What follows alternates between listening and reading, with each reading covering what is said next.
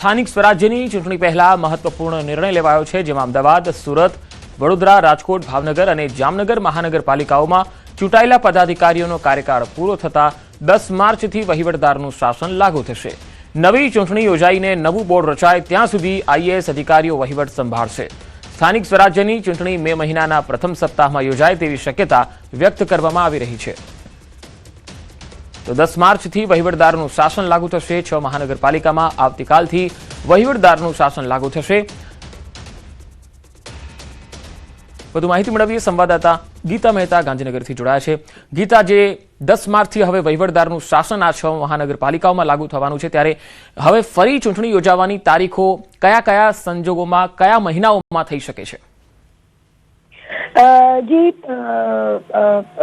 મને એક સંભાવના મુજબ એપ્રિલ એન્ડ સુધીમાં તેની જાહેરાત થઈ શકે છે। એવું માની શકાય કે સ્થાનિક સ્વરાજની ચૂંટણીનું કાઉન્ટડાઉન શરૂ થઈ ગયું છે। 10 માર્ચથી મહાનગરપાલિકાઓમાં વહીવટદારનું શાસન લાગુ પડી શકે છે। ચૂંટણી આયોગ તરફથી મળેલા સંકેતો મુજબ મોટાભાગે સ્થાનિક સ્વરાજ્યની ચૂંટણી મે મહિનાના પ્રથમ સપ્તાહમાં યોજાય તેવી સંભાવના છે। મેં આપણે કહ્યું કે એપ્રિલ એન્ડમાં અથવા મે મહિનાના પ્રથમ સપ્તાહમાં યોજાય તેવી શક્યતા વ્યક્ત કરવામાં આવી રહી છે। એટલે વિધાનસભાનું બજેટ સત્ર પૂર્ણ થતાં જાહેરાત થવાની સંભાવના છે। અને આ વચ્ચે રાજ્યની કેટલીક મહાનગરપાલિકાઓમાં ચૂંટાયેલા પ્રતિનિધિઓનો કાર્યકાળ પૂર્ણ થવાને કારણે સરકાર દ્વારા ત્યાં વહીવટદારની નિમણૂક કરવામાં આવી છે। આવતીકાલે 10 માર્ચથી ગુજરાતની 6 મહાનગરપાલિકાઓમાં ચૂંટાયેલા પદાધિકારીઓનો કાર્યકાળ પૂરો થઈ રહ્યો છે। એટલે એના કારણે તમામ મહાનગરપાલિકાઓમાં હવે વહીવટદારો દ્વારા વહીવટ સંભાળવામાં આવશે।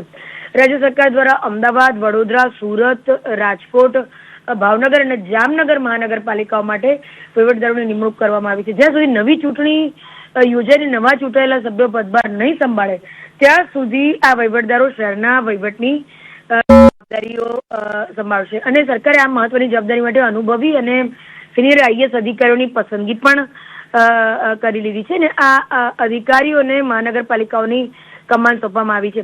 અમદાવાદની વાત કરીએ તો મુકેશ કુમારને વહીવટદાર તરીકે નિમવામાં આવ્યા છે। વડોદરાની વાત કરીએ તો જીયુવીએનએલના મેનેજિંગ ડાયરેક્ટર શાલિની અગ્રવાલને જવાબદારી સોંપવામાં આવી છે। રાજકોટ મહાનગરપાલિકામાં રેમ્યા મોહનને વહીવટદાર તરીકે નિયુક્ત કરવામાં આવ્યા છે। સુરત મહાનગરપાલિકાની જવાબદારી અગ્ર સચિવ મિલિંદ તોરવણેને સોંપવામાં આવી છે। ભાવનગર મહાનગરપાલિકામાં સચિવ હર્ષદ પટેલને વહીવટદાર તરીકે નિયુક્ત કરવામાં આવ્યા છે। અને આ ઉપરાંત જામનગર મહાનગરપાલિકાનો વહીવટદાર પણ વહીવટ પણ તેઓ સંભાળશે। જી ગીતા, આભાર સમગ્ર માહિતી આપવા માટે।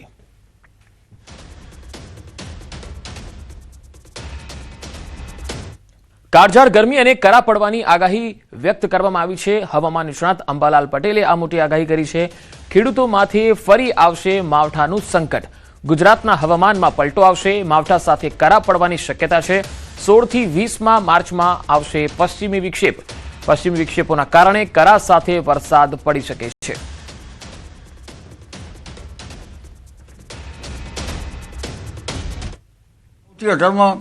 પરિવર્તન તો આવશે, પરંતુ તારીખ 16 થી લગભગ 20-22 સુધીમાં પરિવર્તન આવશે। ગુજરાતના ભાગોમાં પણ હવામાન પલટાશે, પરંતુ ગરમી વચ્ચે જ્યારે પશ્ચિમ વિક્ષેપ આવતો હોય છે ત્યારે કરા પડવાની શક્યતા છે। એટલે ગુજરાતના ભાગોમાં લગભગ આ અરસામાં વાયુ સાથે કરા પડવાની શક્યતા છે। રાજ્યમાં કાળઝાળ ગરમીની શરૂઆત 8 શહેરોનું તાપમાન 39 ડિગ્રીને પાર થઈ ગયું છે। 40 ડિગ્રી સાથે રાજકોટ સૌથી ગરમ શહેર નોંધાયું છે, તો ભુજ, ડાંગ, ડીસામાં 39 ડિગ્રીને પાર તાપમાન જોવા મળ્યું। અમદાવાદ, ગાંધીનગર, બરોડા સહિતનું તાપમાન વધ્યું છે, તો સુરતમાં 39.1 ડિગ્રી તાપમાન નોંધાયું છે। સૌરાષ્ટ્ર કચ્છના લોકો 3 દિવસ આગ ઝરતી ગરમીમાં શેકાવા તૈયાર થઈ જજો। 3 દિવસ હીટવેવ હાહાકાર મચાવશે। ગુજરાતના આકાશમાંથી અગનગોળા વરસવાનું શરૂ થઈ ગયું છે। અંગ દઝાડતી ગરમીએ હાહાકાર મચાવ્યો છે। માર્ચ માસના પ્રારંભથી જ સૂરજદાદાનું આકરું રૂપ જોવા મળી રહ્યું છે। મોટાભાગના વિસ્તારમાં તાપમાનનો પારો 40 ડિગ્રીએ પહોંચી ચૂક્યો છે। અમદાવાદ, રાજકોટ સહિતના શહેરોમાં ગરમી લોકોને અકળાવી રહી છે, ત્યારે આગામી 3 દિવસ હીટવેવ હાહાકાર મચાવી દેશે। 3 દિવસ ગરમ અને સૂકા પવન ફૂંકાશે. હવામાન વિભાગે સૌરાષ્ટ્ર, કચ્છ અને દક્ષિણ ગુજરાતમાં હીટવેવની આગાહી કરી છે, જેમાં આજે રાજકોટ, કચ્છમાં હીટવેવની આગાહી છે. તો 10મી માર્ચે રાજકોટ, ભાવનગર, બોટાદ, અમરેલી, કચ્છ અને સુરતમાં હીટવેવની આગાહી કરી છે. જ્યારે 11મી માર્ચે રાજકોટ, ભાવનગર, બોટાદ, અમરેલી, કચ્છ અને સુરતમાં હીટવેવની આગાહી કરી.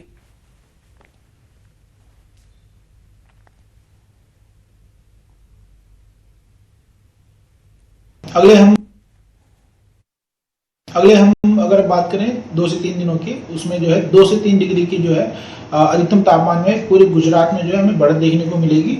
साथ ही साथ इस बढ़त की वजह से जो है गुजरात के कुछ हिस्सों में हमें जो है हीट वेव देखने को मिल सकता है. जिसमें अगर हम बात करें डे 1 के लिए, तो डे 1 के लिए अगर हम देखेंगे तो उसमें सौराष्ट्र कच्छ में जो है राजकोट और कच्छ जो एरियाज हैं जहाँ पे हीट वेव जो है देखने को मिल सकता है और तापमान जो है 40 डिग्री के आसपास रहने की संभावना है. डे 2 में अगर हम बात करें उसमें सौराष्ट्र कच्छ में राजकोट, कच्छ, अमरेली, भावनगर, सूरत तथा बोटाद जो डिस्ट्रिक्ट्स हैं ये शामिल है, जिसमें हीट वेव जो है देखने को मिल सकता है. साथ ही साथ डे 3 में भी सेम डिस्ट्रिक्ट्स में जो है हीट वेव की संभावना प्रिवेल करेगी.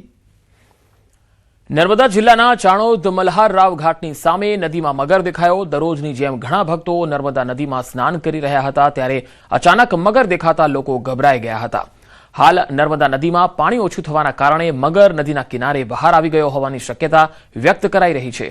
મગરને નજીકમાં જોતા સ્થાનિકો અને ભક્તોમાં ચિંતા અને ભયનો માહોલ છે. તસવીરોમાં તમે જોઈ શકો છો મલ્હાર રાવ ઘાટનો આ નજારો, જ્યાં અચાનક નદીમાં મગર દેખાતા લોકોમાં ફફડાટ વ્યાપી ગયો છે.